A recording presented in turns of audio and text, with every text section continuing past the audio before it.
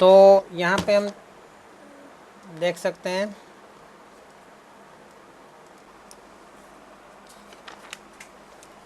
हम पहले से पढ़ लेते हैं। पहले तो आपको पूंजी और आहरण दिया है, लव और कुश का, उसके बाद चालू खाते का शेष दिया है, उसके बाद लाभानी खाता दिया है, स्टॉक दिया है, अग्रिम चुकाया, बीमा प्रीमियम दिया है, मकान दिया है, देनदार लेनदार दिया है, रोकड़ बैंक शेष दिया है, देनी हुंडी दिया है, गिरो लोन दिया है, ख्याति दिया है, शेष मजदूरी दिया है।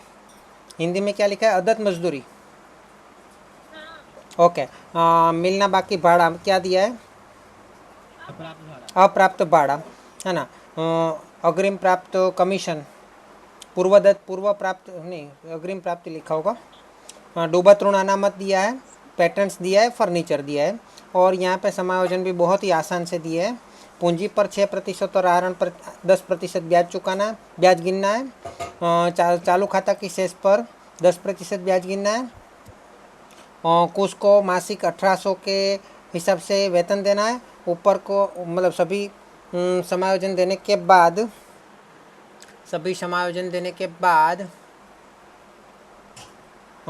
जो लाभ बढ़ता है उसके ऊपर कुछ को 10% कमीशन देना है ना। तो बहुत आसान सा छोटा सा सवाल है, फटाफट हो जाएगा।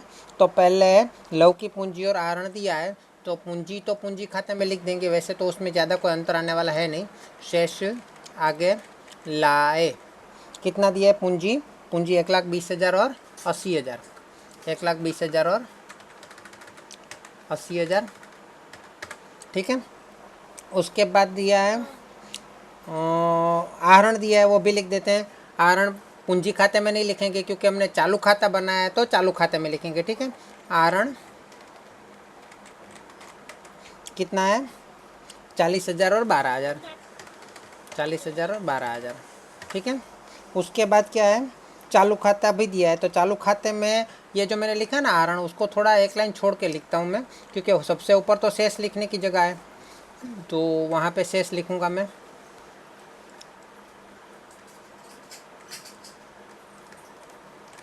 चलो, तो यहाँ पे तो शेष लिखना है, तो शेष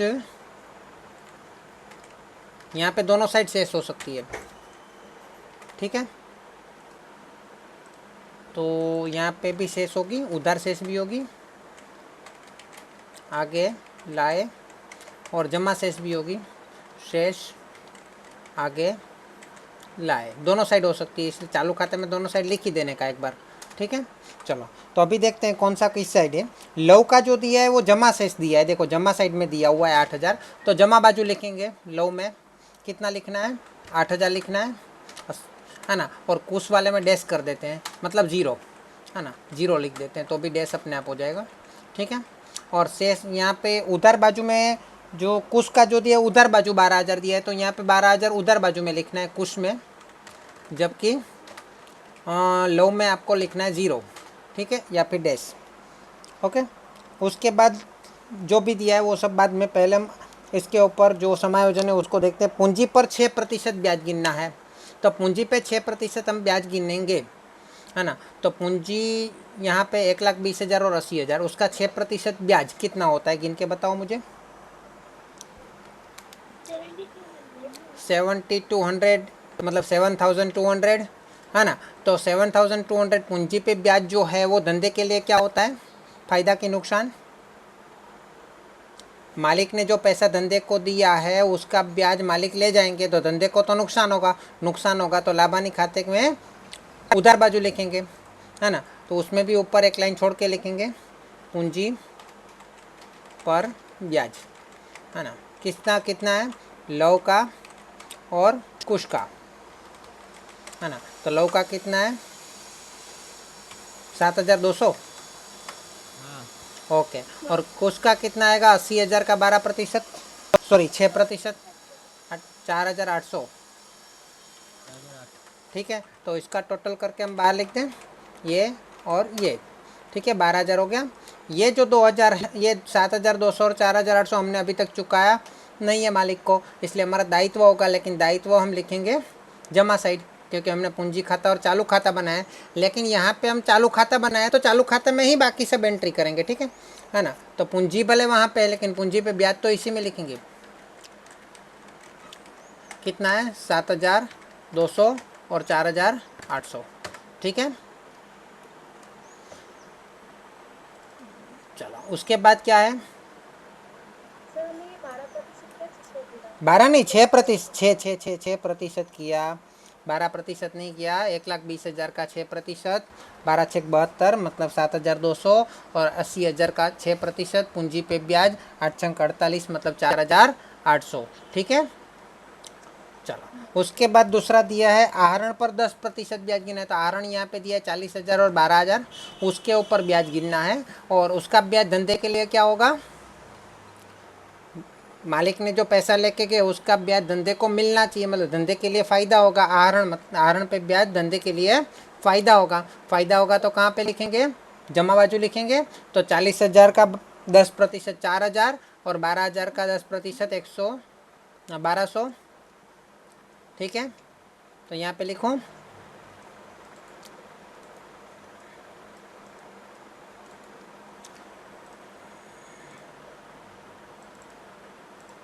चलो बोलो क्या करें, आहरण पर ब्याज, ठीक है। कितना है, पहला लव और कुश। 40,000 का कितना आएगा,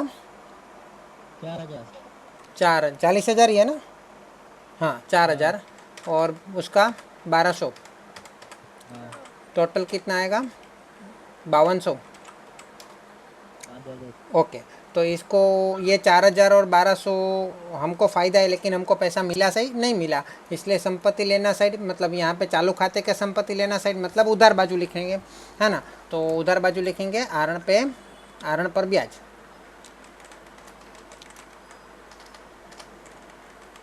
कितना है 4,000 और 1,200। देखो यहाँ पे ऐसा तो नहीं दिया ना कि 6 महीने का ही गिनना है, तो फिर हमारी गलती हो जाएगी। अच्छा उसके बाद क्या दिया, चालू खाते की प्रारंभिक शेष पर 10% की दर से ब्याज गिनना है। चालू खाते की प्रारंभिक शेष जो जमा है तो जमा साइड आएगा, उधार है तो उधार साइड आएगा, वो भी है। और दूसरी चीज़ हमें ये ध्यान रखनी है, अगर जमा शेष है तो उसका ब्याज हमें उसको चुकाना पड़ेगा, और उधार शेष है तो उसका ब्याज हमें उसके पास से मिलेगा, है ना। तो लव का जमा शेष है 8,000, उसका 10% मतलब 800 रुपया हमें उसको चुकाना पड़ेगा। तो हमें उसको चुकाना पड़ेगा तो हमारे लिए नुकसान हो जाएगा 800, है ना, जो कि लव का है। लव की चालू खाते की प्रारंभिक शेष पर ब्याज, ठीक है 800, है ना। जिसकी दूसरी एंट्री जमा बाजू होगी क्योंकि जमा शेष था, तो 800 यहाँ पे लिख दूँ। यहाँ पे शॉर्ट में लिखूँगा प्रारंभिक शेष पर ब्याज या फिर शेष पर ब्याज,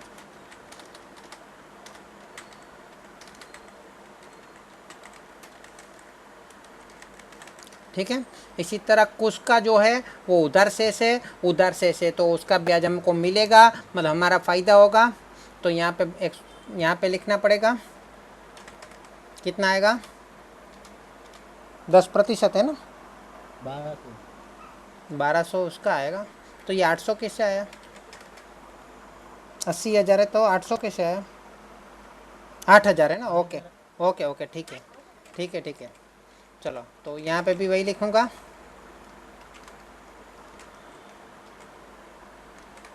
यहाँ पे लव की जगह कुछ लिख दो। ओके, कुछ की चालू खाते की प्रारंभिक शेष पर ब्याज, ठीक है।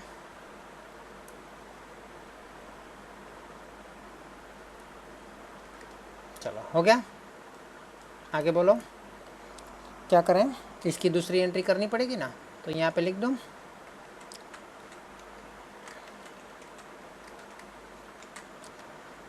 कितना है 1,200। ओके चलो अभी क्या करना है, तीसरा क्या बोला है, कुशने मासिक 1,800 लेखे पगार चूकवવાનો बाकी है, है ना। कुश को मासिक 1,800 के हिसाब से वेतन चुकाना है। तो कुश का वेतन तो साझेदार का वेतन हुआ, है ना। इसके अंदर कोई कुश का वेतन दिया है नहीं दिया है और चुकाना बाकी है। तो महीने का 1800 मतलब साल का कितना होगा? कुछ का वेतन हमारे लिए तो नुकसान होगा। 21,600। कुछ का वेतन 21,600 पक्का ना? ओके, पक्का। ये भी चुकाना बाकी है, तो चुकाना बाकी है तो दायित्व कुछ में लिख देते हैं 21,600 कुछ का वेतन। ठीक है, 1800 के हिसाब से है ना। ओके, तो ये सब तो हो गया। वाह, तो इसमें समायोजन खत्म। ये कमीशन तो लास्ट में गिनना पड़ेगा। तो मतलब यहाँ पे व्यापार खाता बनाने की ज़रूरत नहीं है, लाभानी खाता भी बनाने की ज़रूरत नहीं है। ठीक है, यहाँ पे हम देख लेते हैं कोई लाभ दिया है, उस हिसाब से लाभानी खाता दिया है। देखो कितना दिया है, 80,000 दिया है लाभानी खाता। तो वो शुद्ध लाभ है, वो सीधा लाभानी वितरण खाते में आएगा, है ना। लाभ हानि कौन सी बात शेष दिया है? जमा की उधार। जमा शेष दिया है तो जमा साइड लिखो, उधार शेष दिया है तो उधार साइड लिखो। लाभ हानि खाता, जमा शेष दिया है तो वो हमारा लाभ है, शुद्ध लाभ है, और उधार शेष दिया है तो वो हमारा शुद्ध हानि होगा, जो भी होगा। तो कितना है, 80,000। चलो उसके बाद 1 बाय 1 देखते जाते हैं। स्टॉक दिया है, स्टॉक 31/3/2017 का दिया है, मतलब जो हमारा साल ख़त्म होने वाले टाइम का ही है स्टॉक। ठीक है, तो इसको क्या करें, अंतिम स्टॉक में लिखना है, एक ही एंट्री करना है। तो कहाँ पे करेंगे, व्यापार खाते में करेंगे कि पक्की तल पर। हाँ, पक्की तलपट में करेंगे। ठीक है, तो चलो स्टॉक लिख देता हूँ, चालू संपत्ति लिख के,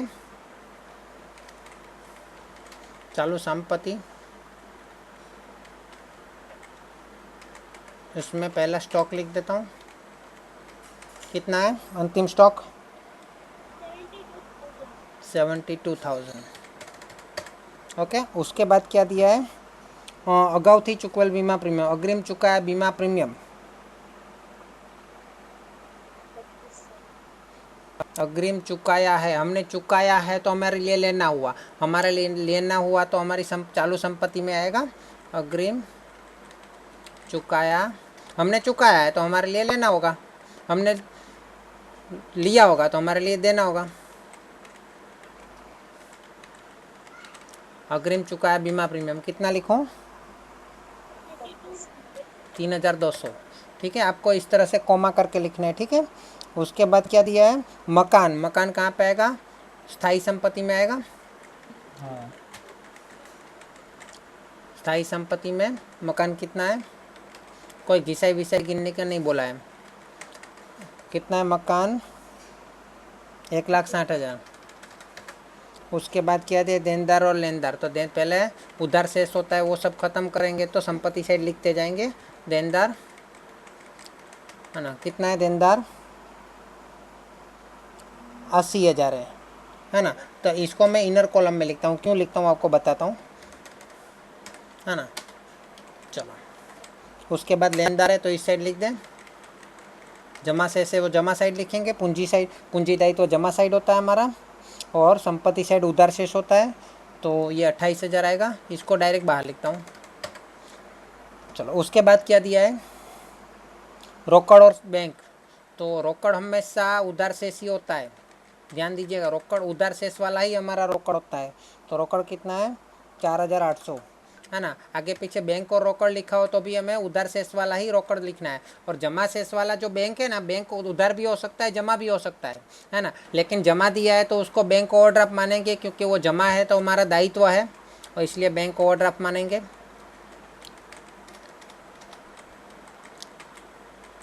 हाँ, बैंक में माइनस प्लस हो सकता है ना, लेकिन हमारे पास जो गल्ला है उसमें जितना रोकड़ पड़ा होगा वो प्लस में ही होगा, उसमें माइनस थोड़ी होगा गले में से, कि इतने गले में से मैंने 50 रुपया था और मैंने 52 रुपया गले में से निकाल लिया, ऐसा तो हो नहीं सकता ना, ऐसा नहीं हो सकता। इसलिए रोकड़ हमेशा प्लस हो सकता है, उधार हो सकता है, इसलिए उधार ही होगा, है ना। जबकि बैंक में ऐसा हो सकता है कि बैंक में मेरा 50,000 पड़ा था, मैंने 52,000 उठा लिया, है ना, तो 2,000 बैंक ओवरड्राफ्ट हो गया। इसलिए बैंक ओवरड्राफ्ट जमा साइड भी हो सकता है, लेकिन रोकड़ कभी जमा साइड नहीं हो सकता, है ना। तो यहाँ पे मैं लिख दूँ 20,000। ठीक है, उसके बाद क्या दिया है, देवी उंडी, देनी उंडी। देनी उंडी मतलब दायित्व है ना, उसको भी यहाँ पे लिख देता हूँ। देनी उंडी कितना है, 14,000। उसके बाद क्या दिया, गिरो लोन। गिरो लोन मतलब 1 लाख, गिरो लोन, तो ये तो हमारे चालू, ये तो चालू दायित्व था, है ना। उसके ऊपर आएगा चालू बिन चालू दायित्व, ये सब चालू दायित्व का हेडिंग में था, ये बिन चालू दायित्व का हेडिंग है ना। तो बिन चालू दायित्व के हेडिंग में हमें लिखना है, क्या लिखना है, गिरवी लोन। गिरवी लोन कितने की है, 1 लाख की है। उसके बाद क्या दिया है, ख्याति। ख्याति हमारी संपत्ति है, अदृश्य संपत्ति है, स्थायी संपत्ति में भी अदृश्य संपत्ति है ना। चलो कितना है, 40,000, उधर से सी होना चाहिए। उसके बाद एक बाकी मजूरी, मतलब हिंदी में क्या लिखा है, अदत्त, मतलब हमने दिया नहीं, अदत्त मतलब दत्त मतलब दिया, अ मतलब नहीं, दिया नहीं, दिया नहीं तो देना पड़ेगा भाई, अदत्त दायित्व होगा हमारा, अदत्त मजदूरी 2,800। अच्छा उसके बाद क्या दिया है, अप्राप्त भाड़ा। अप्राप्त भाड़ा मतलब भाड़ा मिलना बाकी है, यहाँ पे आ जाएगा अप्राप्त भाड़ा 1,600, ठीक है। तो लेना है हमारे लिए। उसके बाद क्या होगा, अगाउथी मॉडल कमीशन, अग्रिम मिला है, हमको मिल चुका है तो हमें देना पड़ेगा, है ना। अग्रिम प्राप्त कमीशन, हमको मिल चुका है तो हमें उसका लाभ देना पड़ेगा, कमीशन मिल गया तो हमें उसका काम करके देना पड़ेगा, है ना। उसके बाद दिया है डूबत ऋण अनामत। मैंने देखो देनदार जो है ना, अभी यहाँ पे सभी लोग ध्यान से देखिएगा, यहाँ पे हमने लाभानी खाते में एंट्री नहीं करना है ना। यहाँ पे लाभानी खाते का पॉइंट ही नहीं है ना। और अगर होता भी तो अगर नया नया डूबत ऋण अनामत दिया होता तो हम उसकी एंट्री लाभानी खाते में करते, है ना, पुराने की। लेकिन पूरा नया कुछ दिया नहीं है तो पुराना जो है वो इसी में से, इसी देनदार में से हमें माइनस कर देना है ना। तो इसको क्या करेंगे, यहाँ पे ही लिख देंगे माइनस डूबत ऋण, ये पॉइंट याद रखना, है ना। वैसे अपवाद जैसा लगता है लेकिन अपवाद जैसा नहीं है, उसका टॉप मतलब प्रैक्टिकल ही है। कितना है, 8,000। इसको माइनस करके बाहर लिखना है, इसलिए मैंने यहाँ पे एक जगह छोड़ी थी, इनर कॉलम में लिखा था। उसके बाद क्या दिया है, पैटर्न्स दिया है। तो पैटर्न्स तो हमारी संपत्ति है, फर्नीचर भी संपत्ति है, दोनों यहीं पे स्थायी संपत्ति है ना। लेकिन पैटर्न्स क्या है, अदृश्य संपत्ति है। और फर्नीचर 24,000, ठीक है। चलो अभी यहाँ पे तो कोई ये 94,000 वो सब तो पुराना सवाल का था और इसका कोई काम भी नहीं है। यहाँ पे हमारा सवाल शुरू होता है ये लाभानी वितरण से। तो लाभानी वितरण का जमा साइड का टोटल कितना है, 65,656, है ना। उसमें से ये उधार साइड वाला माइनस करो के बताओ मुझे, उधार साइड वाला कितना माइनस हो रहा है,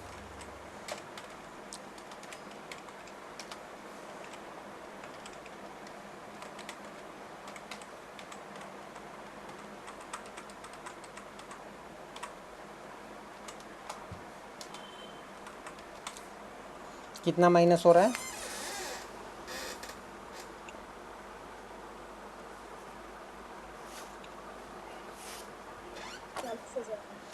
40,000 नहीं होगा।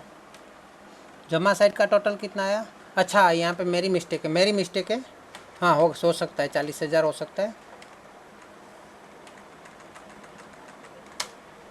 46,400 है और उसमें से 600 आ रहा है कि 400 आ रहा है, हाँ उसमें से ये सब माइनस करो, 12,800 और 21,600,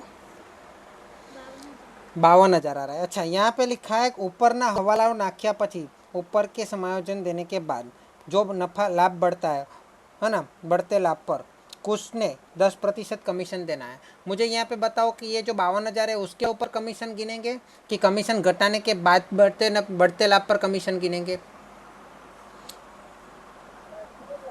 नहीं बढ़ते लाभ पर नहीं। यहाँ पे कमीशन शब्द 2 बार नहीं दिया है, ध्यान रखिए, यहाँ पे कमीशन शब्द 2 बार नहीं दिया है ना। अभी जो डिफरेंस आया है ना ऊपरना हवालाओ नाख्या बाद मतलब ऊपर के समायोजन तो हमने दे दिए। अभी जो हमारा डिफरेंस बचा ना उसी के ऊपर 10% गिनना है। तो हमारा डिफरेंस कितना बचा 52,000, तो उसका 10% कितना होगा 5200 होगा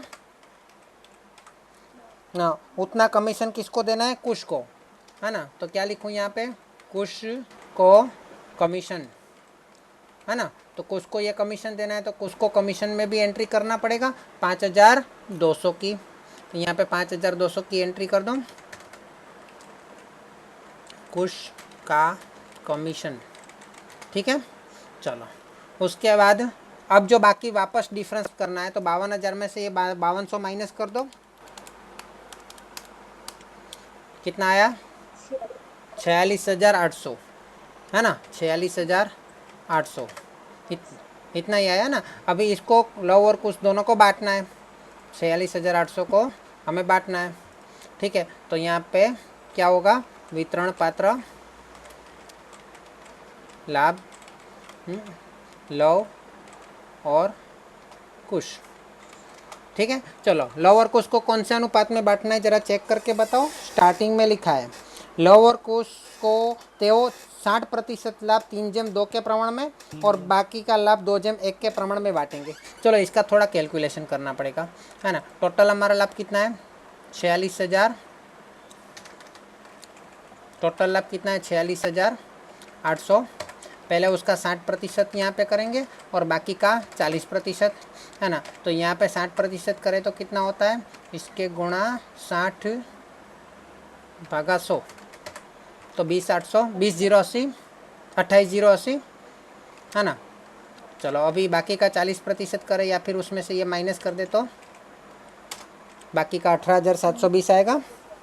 अच्छा यह 28,080 को कौन से अनुपात में बांटना है 3/2 में, है ना। इसको 3/2 में बांटना है 28,080 को। और 18,720 को कैसे बांटना है 2/1 में बांटना है। तो ये हो गया लव का और ये हो जाएगा कुश का, ठीक है। तो इसको 3/2 में बांटेंगे तो 3/2 मतलब टोटल कितना होता है, टोटल कितना होता है 5 होता है। तो इसको गुणा 3/5 तो 16,848 आएगा। अगेन यहाँ पे बराबर इसको गुणा 3/2 में मतलब गुणा 2/5 तो कितना आएगा 11,232 आएगा। इसी प्रकार इसको 2/1 में बांटना है तो बराबर करके यहाँ पे करूँगा गुणा 2, टोटल कितना होता है 3/3, ठीक है। और इसी प्रकार आप कैलसी से करोगे तो यहाँ पे 18,720 गुणा 1/3 क्योंकि टोटल 3 होता है ना। तो ये दोनों हो गया आपका कमीशन। तो लव का टोटल कमीशन कितना है तो बराबर ये दोनों का टोटल करना पड़ेगा, अच्छा 29,328। और कुश का टोटल कमीशन कितना है ये प्लस ये वाला, ठीक है। तो 17,472 देख लीजिए। तो लव का कितना लिखूँ मैं 29,328 और 17,472, क्लियर। अभी इसको कहाँ पे लिखूँ मैं उसको, अभी ये लाभ वितरण पात्र लाभ हमने उसको दिया नहीं इसलिए दायित्व है, इसलिए पूंजी या चालू खाते में लिखना पड़ेगा। अभी तो हम चालू खाते में लिखेंगे 29,328 और कुश का कितना लिखना है 17,472, 17,400, क्लियर हुआ। यहाँ पे क्या लिखूँ वितरण पात्र लाभ, ठीक है। तो यहाँ पे टोटल तो डायरेक्ट दे दिया है, ओके। तो यहाँ पे जो शेष बचेगी वो तो अभी पूंजी खाते की शेष की बात करें तो पूंजी खाते की शेष तो जो है वही बचेगी, है ना, क्योंकि कोई इसमें फ़र्क नहीं पड़ेगा। शेष आगे ले गए, तो शेष आगे ले गए कितना आएगा 1,20,000 और 80,000 ही आएगा। चलो उसको हम लिख देते हैं पूंजी दायित्व में, पहला हेडिंग देते हैं पूंजी, ठीक है। तो पूंजी में पहले लिखेंगे हम लव का और कुश का, जितना पूंजी था उतना ही 1,20,000 और 80,000। उसके बाद हम लिखेंगे चालू खाता, क्या लिखेंगे चालू खाता, है ना। चालू खाते में लव और कुछ हो सकता है दोनों का यहाँ पे ना आए, कुछ जमा शेष भी हो सकता है, कुछ उधार शेष भी हो सकता है, तो डिफरेंस निकालने के बाद पता चलेगा। चलो तो यहाँ पे पहले लव और कुश का कौन सी साइड, लव का पहले देख लेते। तो लव का कौन सी साइड ज़्यादा दिख रहा है, लव का कौन सी साइड ज़्यादा दिख रहा है?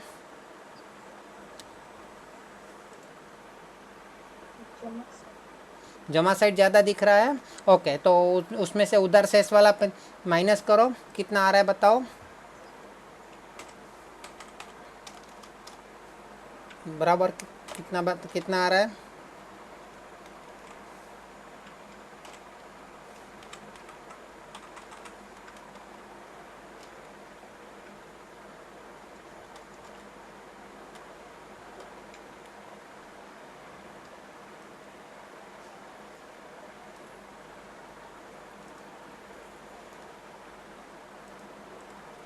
कितना आया?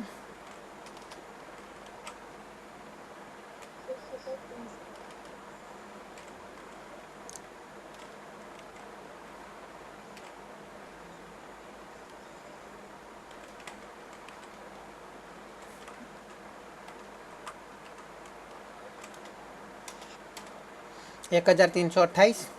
अच्छा, इसी प्रकार यहाँ पे देखो 22,000, ये हमारा शेष आगे ले गए।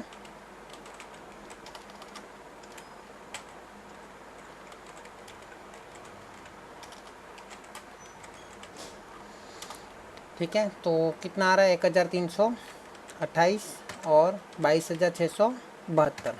क्लियर? चलो, इसका टोटल दोनों साइड सही माना चाहिए। आ गया? ओके, ठीक है।